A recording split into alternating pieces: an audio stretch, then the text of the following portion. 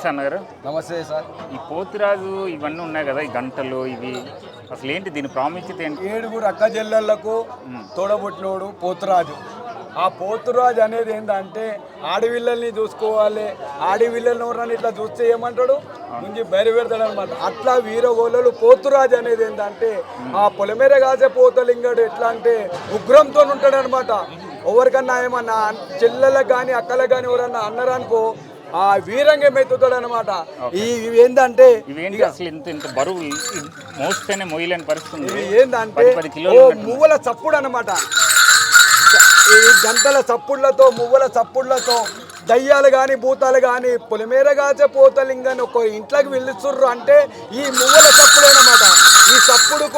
ఈ సప్పుడుకు దయ్యాలు కానీ భూతాలు కానీ కామిన్ కానీ కంకొడి పిశాచులు పారి 12 లామల దూరం పోతాయి అనమాట. మువ్వల చప్పుడు అంటారు, మువ్వలు అంటారు, దాన్ని గజ్జలు అంటారు. కావున ఆ మువ్వల చప్పుళ్లతోని అనగానే ముంగట ఉన్న దయ్యాలు భూతాలు కానీ గాడుపులు కానీ అన్ని వెళ్ళిపోతాయి అనమాట.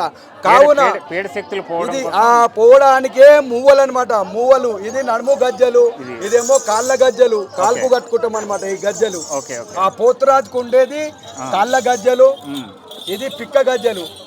పిక్క గజ్జలు అంటే ఇది బట్టతో చేస్తాము. ఈ కొంతమంది ఏం చేస్తారు అంటే తోలుతో వేస్తారు. తోలు పెట్టొద్దు, అది లంద కిందికి వస్తుంది అనమాట. ఓ చర్మం అనమాట. ఏ చర్మము కానీ చర్మం అది. ఆ చర్మం వాడొద్దు అనమాట. అమ్మవారికి కూడా నచ్చేది అనమాట. కావున ఆ చర్మాలు కాకుండా ఇవి మేము ప్రత్యేకంగా చేసుకుంటాం అన్నమాట. మూవలు ఈ కాళ్ళ గజ్జలు అంటారు.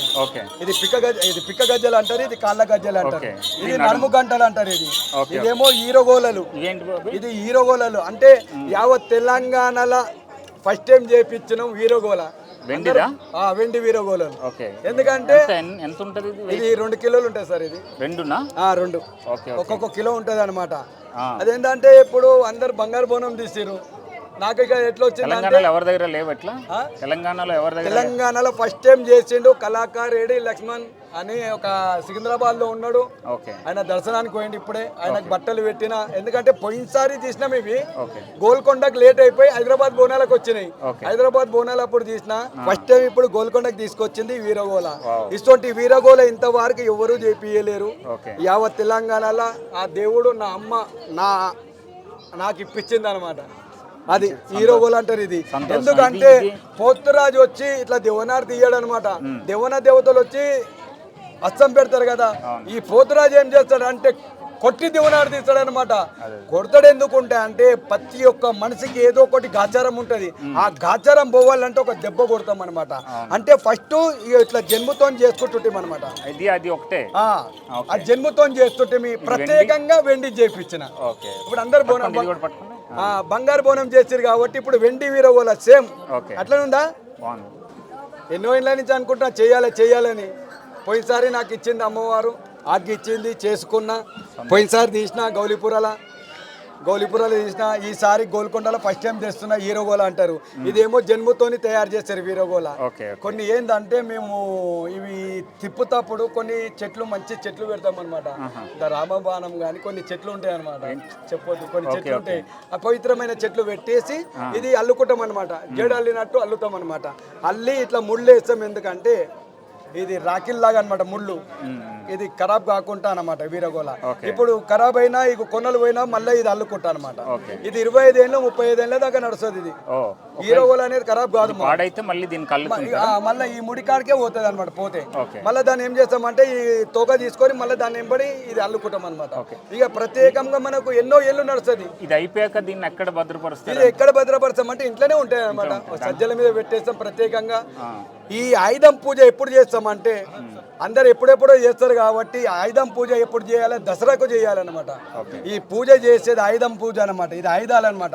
ఈ ఆయుధం పూజ ఎప్పుడు తీస్తామంటే దసరాకే తీస్తాం అనమాట. ఆ దసరాకు తీసి నీట్గా తయారు చేసి అన్ని శుభ్రపరిచి అమ్మవారి దగ్గర పెట్టి మంచిగా పూజ గుమ్మడికాయలు ఇంత ఏమన్నా బలి ఇచ్చేది ఉంటే బలి ఇస్తాం. కానీ నేనైతే గుమ్మడికాయలతో చేస్తున్నా. దసరా రోజు కూడా ఆడతారా పోతురాజు? ఆ పోతురాజు చేయం కానీ ఆయుధం పూజ చేస్తారు. మనం వర్క్ చేసే ఆయుధం పూజ మనం ఏమున్నా కూడా చుట్టే కానీ ప్రతి ఇంట్లో చేసుకున్నట్టే ఆయుధం పూజ చేస్తాం అనమాట. ఇక బోనాల పండుగకి ఏం చేస్తామంటే ఇట్లనే వచ్చేసి ఇంత పటంలాగా వేసేసి చిన్నగా పూజ చేసుకొని. ఎందుకంటే ఈ ఐటెం మనం తీసుకుంటున్నామంటే పూజ చేసుకొని వేసుకుంటాం అనమాట. ఓం శ్రీ మాత్రే నమ, ఓం నమ శివాయ అనుకొని అమ్మవారిని తలుచుకొని అవును. ఇక మంత్రాలు వచ్చిన మంత్రాలు చదువుకొని, లేకుంటే ఓం శ్రీ మాత్రే నమ అనుకొని ఆ పసుపు కుంకుమ పెట్టుకొని ఒక చెంబికి పెట్టి కాటిక పెట్టి ఇక పూలు గిట్ల వేసుకొని ఇక వీరంగం చూపెడతాం అనమాట. కావున ఇది వీరగోళ అంటారు. ఇగో ఇదేమో పూసలు అంటాం. ఇది దేనికన్నా రంగు రంగు పూసలు.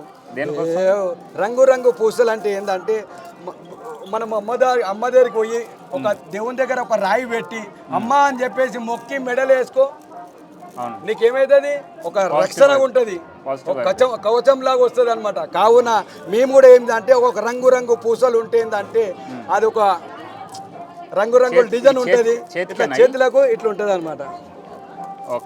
ఇట్లా చేతులకు కట్టుకుంటాం అనమాట. ఇక ఉత్తగా ఉంటే బాగుండదు కదా, అది వేసుకుంటే అలంకరణ అనమాట, నెక్లెస్ లాగా. ఇప్పుడు అమ్మవారి నెక్లెస్ ఎట్లా, అమ్మవారికి నెక్లెస్ అంటే బంగారు నెక్లెస్ కాదు, అమ్మవారికి గవ్వల నెక్లెస్ కావాలి. అమ్మవారికి గవ్వల దర్శనం కావాలి. గవ్వల దర్శనం ఉంటేనే అమ్మవారికి బంగారం కంటే మించి బంగారం అంటారు. అంతేగాని నువ్వు ఎంత బంగారం తీసుకపోయి అర్థం కాదు. ఇప్పుడు హనుమంతుడు రాముడు లేదు అని చెప్పేసి పీకి పడేస్తుంటాడు చూడు, అట్లా మాకు కూడా ఏంటంటే అమ్మవారి దగ్గరికి పోయినప్పుడు ఒక గవ్వ అనేది, ఆ గవ్వ అంటే ఇప్పుడు తీసుకొచ్చారా అమ్మవారికి పెడతారా గవ్వలు అట్లాంటి? ఇప్పుడు అంటే మేము గవ్వలేం పెట్టాము, ఇప్పుడు పోతురాజులం కదా, అమ్మవారికి ప్రసాదం ఎక్కేనికి వచ్చినాం. అట్లనే కొద్ది అన్నదానం చేస్తున్నాం, ఒక క్వింటల్ నార. అంటే అప్పుడు క్వింటల్ చేస్తుంటే నేను ఇప్పుడు క్వింటల్ నార ఎందుకు చేస్తున్నా అంటే కొంత భక్తులు ఇచ్చారు అన్న మేము కూడా ఇస్తామని అని చెప్పేసి మన ప్రతి సంవత్సరం చేస్తారు. ప్రతి సంవత్సరం 25 ఏళ్ళ నుంచి నేను కష్టపడుకుంటా నా పిల్లల్ని అందరినీ పెట్టుకొని ఇంత ప్రసాదం పెట్టి 10 మందికి ప్రసాదం పెట్టి అంతులంతులు పెంచుతున్నా, అన్నం కూడా పెంచుతున్నా, కూరగాయలు కూడా పెరుగుతున్నాయి, అన్ని పెంచుకుంటూ వస్తున్నా, పూజ చేసుకుంటున్నా. బస్ అమ్మవారిని దర్శనం చేస్తున్నాము. అమ్మవారికి టీవీ న్యూస్ వాళ్లకు బోనాల శుభాకాంక్షలు. ఆ టీవీ వాళ్ళకు, ఛానల్ వాళ్ళకు, అలా గ్రూపుల వాళ్ళకు, టీం వాళ్ళకు అందరికీ సుఖశాంతులతో, ఆరోగ్యాలతో, ఐశ్వర్యాలతో, పిల్ల పాపలతో, సకల సంతోషాలతో, కేలి విలాసాలతో ఆ తొవ్వల గోల్కొండ ఎల్లమ్మ తోడు నీడు ఉండాలి, బాటల గోల్కొండ ఎల్లమ్మ బందోబస్తు ఉండాలి. వాళ్ళ బాధలు కష్టాలన్నీ తొలగిపోయి అమ్మ నీ చల్లనిది వాళ్ళు భక్తకోటి జిల్లలకి ఎల్ల మోక్షం ఇచ్చిన గోల్కొండ ఎల్లమ్మ జగదాంబ అమ్మ కాలమ్మ నీ ప్రాదాల సాక్షిగా ఓం నమో శ్రీ మాత్రే నమ, ఓం నమ శివాయ.